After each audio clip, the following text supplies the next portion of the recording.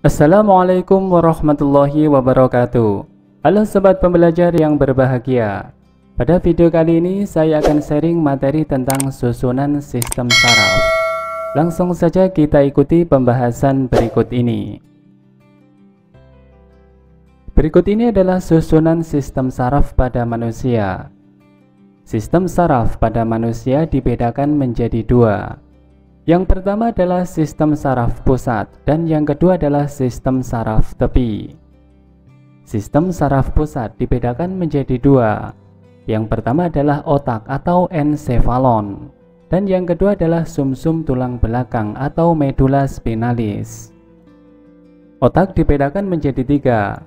Yang pertama adalah otak depan atau forebrain, disebut juga dengan prosencephalon. Yang kedua adalah otak tengah atau midbrain. Dan yang ketiga adalah otak belakang atau hindbrain, disebut juga dengan rhombencephalon. Otak depan dibedakan menjadi dua. Yang pertama adalah telencephalon dan yang kedua adalah diencephalon. Komponen penyusun diencephalon adalah talamus, hipotalamus, dan juga epitalamus. Kemudian otak belakang dibedakan menjadi dua. Yang pertama adalah metencephalon dan yang kedua adalah myelencephalon. Metencephalon tersusun atas pons faroli dan cerebellum, sedangkan myelencephalon tersusun atas medulla oblongata. Selanjutnya sistem saraf tepi dibedakan menjadi dua.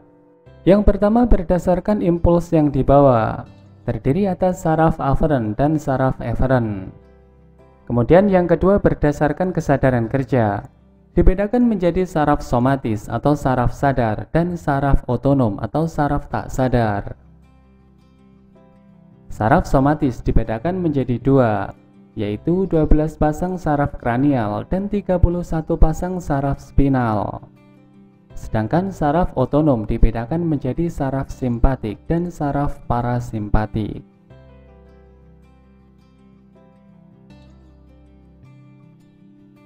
Pertama-tama kita akan membahas tentang sistem saraf pusat. Seluruh aktivitas pada tubuh manusia dikendalikan oleh sistem saraf pusat. Sistem saraf pusat mengintegrasikan dan mengolah semua pesan yang masuk untuk membuat keputusan atau perintah yang akan diantarkan melalui saraf motorik ke otot atau kelenjar. Sistem saraf pusat terdiri atas otak dan sumsum tulang belakang. Otak dilindungi oleh tulang-tulang tengkorak, sedangkan sumsum tulang belakang dilindungi oleh ruas-ruas tulang belakang. Otak dan sumsum tulang belakang juga dilindungi oleh selaput berupa jaringan ikat yang disebut dengan meninges. Berikut ini adalah lapisan meninges. Pertama adalah piameter. Piameter merupakan lapisan dalam yang banyak mengandung pembuluh darah. Kedua adalah arachnoid, merupakan lapisan tengah yang berupa selaput jaring yang lembut. Dan yang ketiga adalah durameter, merupakan lapisan paling luar berupa membran tebal fibrosa yang melapisi dan melekat pada tulang.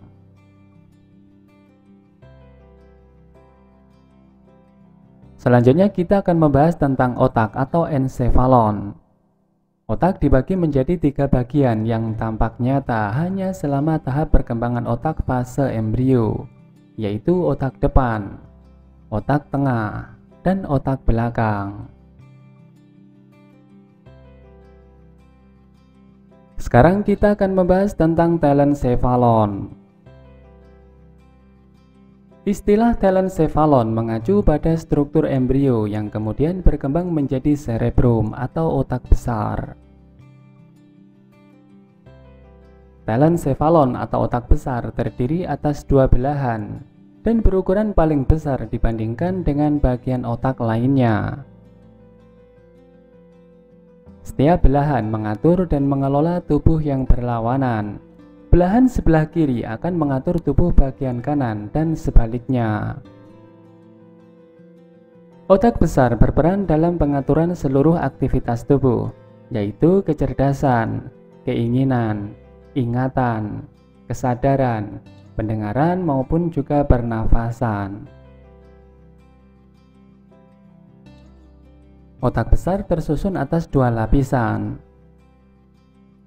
Yang pertama adalah lapisan luar disebut dengan korteks, berisi badan neuron.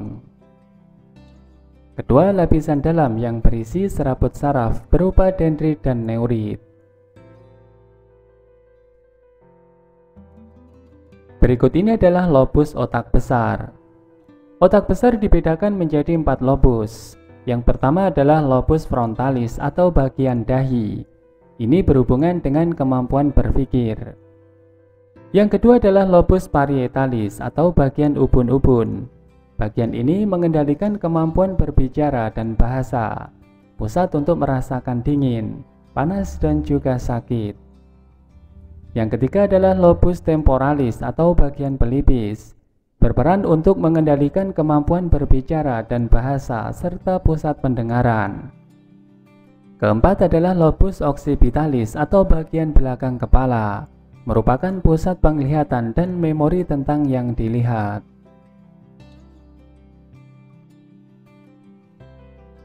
Berikutnya adalah diencephalon. Diencephalon berada di dasar otak dan memiliki 3 bagian, yaitu talamus, hipotalamus, dan juga epitalamus atau amigdala. Talamus bertanggung jawab terhadap memori, siklus tidur dan kesadaran, serta meneruskan atau mengirimkan informasi ke sistem tubuh lainnya. Hipotalamus berfungsi untuk mengatur nafsu makan, emosi, suhu tubuh, jam biologis tubuh, dan juga produksi serta pelepasan hormon. Sedangkan epitalamus berperan dalam mengatur emosi, perilaku, dan juga memori jangka panjang.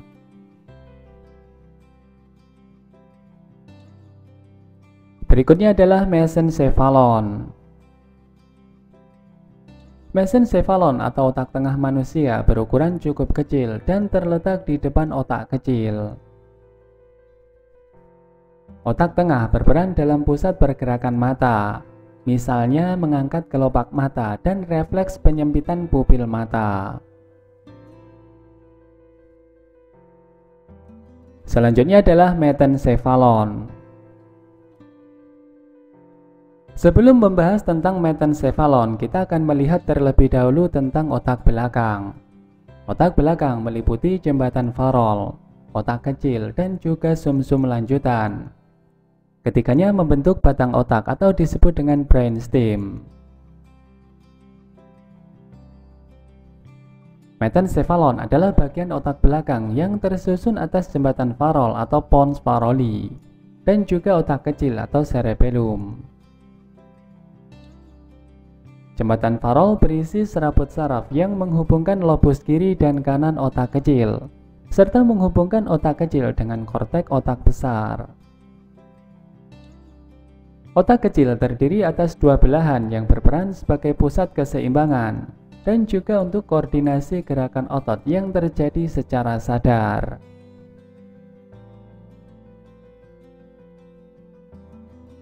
Sekarang kita akan membahas tentang melencephalon.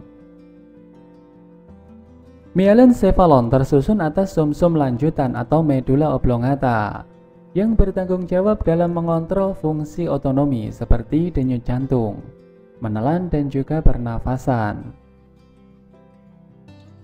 Medula oblongata juga berperan sebagai pusat pengatur refleks fisiologis, tekanan udara, suhu tubuh, pelebaran atau penyempitan pembuluh darah, gerak alat pencernaan, dan sekresi kelenjar pencernaan. Juga mengatur gerak refleks seperti batuk, bersin, dan juga berkedip.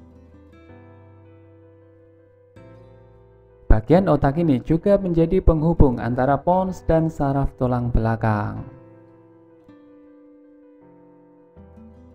Berikutnya adalah sumsum tulang belakang. Sumsum tulang belakang atau medula spinalis disebut juga dengan spinal cord, terletak di dalam rongga ruas-ruas tulang belakang atau lanjutan medula oblongata. Berikut ini adalah fungsi sumsum tulang belakang. Pertama, sebagai pusat gerak refleks. Kedua, penghantar impuls sensori dari kulit atau otot ke otak. Ketiga, membawa impuls motori dari otak ke efektor. Di dalam tulang punggung terdapat sumsum punggung dan cairan cerebrospinal. Pada potongan melintang sumsum tulang belakang tampak dua bagian. Bagian luar berwarna putih karena mengandung dendrit dan akson. Bagian dalam berwarna abu-abu berbentuk seperti sayap atau huruf H. Sayap H yang mengarah ke perut disebut dengan sayap ventral. Banyak mengandung neuron motorik dan akson menuju ke efektor. Sayap H yang mengarah ke punggung disebut dengan sayap dorsal, mengandung badan neuron sensorik. Berikut ini adalah struktur sumsum tulang belakang.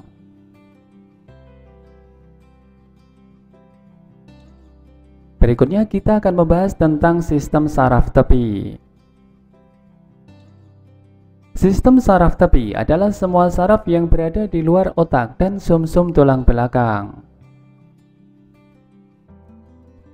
Sistem saraf tepi merupakan lanjutan dari neuron yang bertugas membawa impuls saraf menuju dan dari sistem saraf pusat.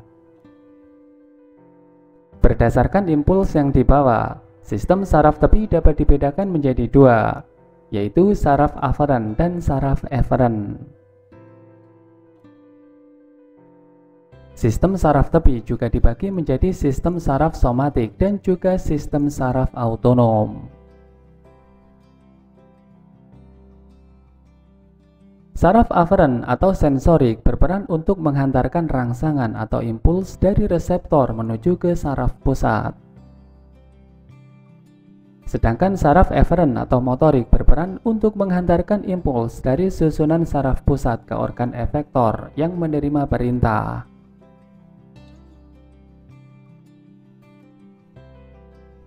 Sekarang kita akan membahas tentang saraf somatik. Sistem saraf somatik bekerja mengontrol semua hal yang disadari berupa respon tubuh, seperti menggerakkan lengan, kaki, dan juga bagian tubuh lainnya. Fungsi saraf ini untuk menyampaikan informasi sensorik dari kulit, organ indera, atau otot ke sistem saraf pusat. Saraf somatik juga membawa respon keluar dari otak untuk menghasilkan respon berupa gerakan. Saraf somatik terdiri atas 12 pasang saraf kranial dan 31 pasang saraf spinal. Berikut ini adalah pembahasan tentang saraf kranial. Saraf kranial atau saraf otak terdapat pada bagian kepala yang keluar dari otak dan melewati lubang yang terdapat pada tulang tengkorak. Urat saraf ini berjumlah 12 pasang, berhubungan erat dengan otot mata, telinga, hidung, lidah, dan juga kulit. Dari ke-12 saraf kranial tersebut dikelompokkan menjadi 3 macam. Yang pertama adalah saraf sensori. Yang kedua adalah saraf motori. Dan yang ketiga adalah saraf gabungan sensori dan motori. Ada saraf yang memiliki jangkauan fungsi yang sangat luas, yaitu saraf nomor 10 atau saraf vagus, sehingga disebut juga dengan saraf pengembara.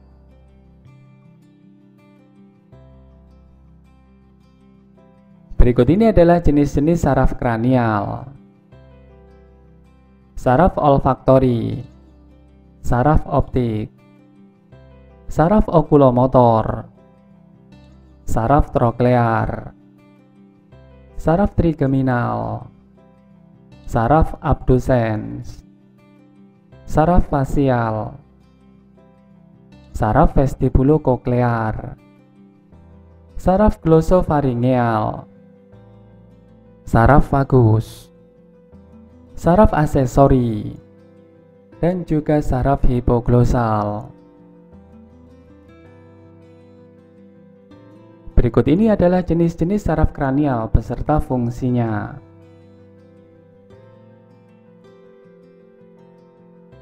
Selanjutnya adalah saraf spinal. Semua saraf spinal atau saraf sumsum tulang belakang bersifat campuran.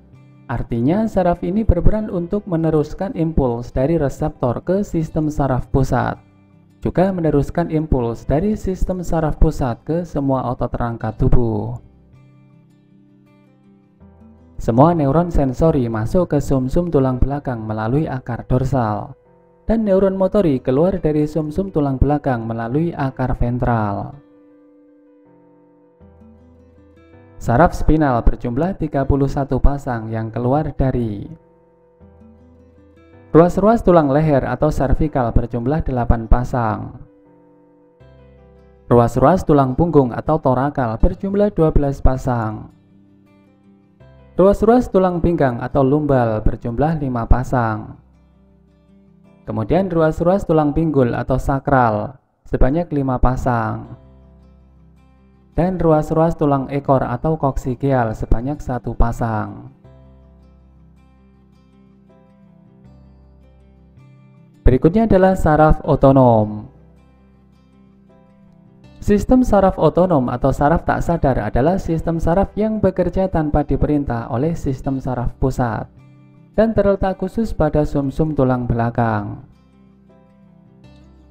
Sistem saraf otonom terdiri atas neuron-neuron motorik yang mengatur kegiatan organ-organ dalam, misalnya jantung, paru-paru, ginjal, kelenjar keringat, otot polos sistem pencernaan, dan juga otot polos pembuluh darah.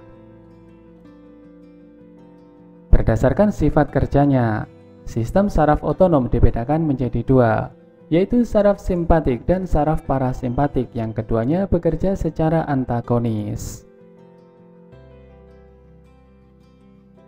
Saraf simpatik.